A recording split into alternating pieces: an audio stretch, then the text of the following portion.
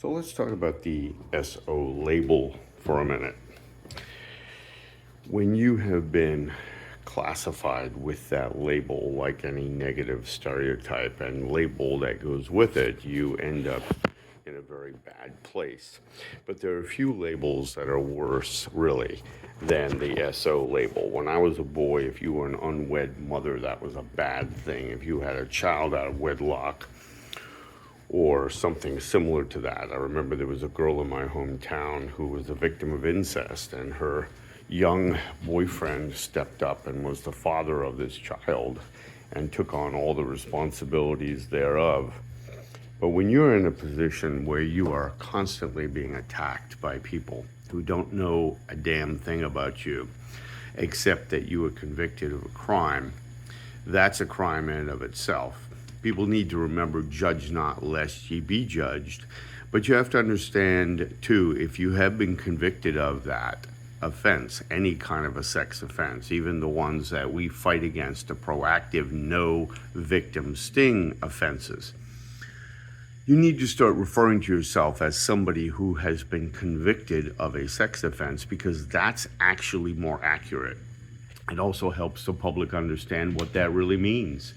Those who want to taunt you and call you names and say that you are a sex offender because it says so in the law, well, you have to understand that a third-degree sex offense in Kentucky, I learned a few years ago, involves a consensual relationship between an older teen, meaning that it ends with the suffix teen. He was 19, I think, and the girl was 13.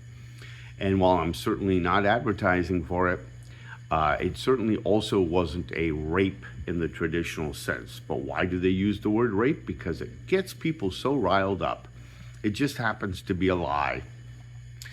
If you've ever been convicted of this, or you know somebody who's been convicted of some kind of a sex offense, you know that is true. So you might want to remember to exercise the critical thinking skills you hopefully learned in school, and which I always tried to teach my students. And that is, when you read something, don't read more than what it says, and understand each word that is being said. Don't read into it. Don't synthesize it. Don't let somebody else tell you what the meaning is.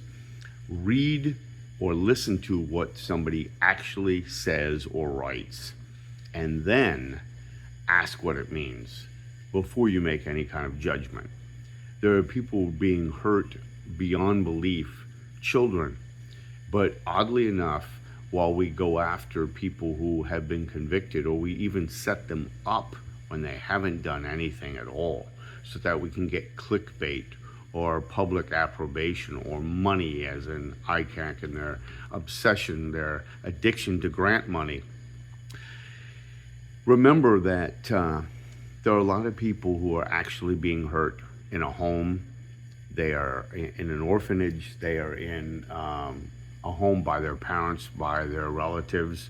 They're at the border, separated by their families because of poor public policy.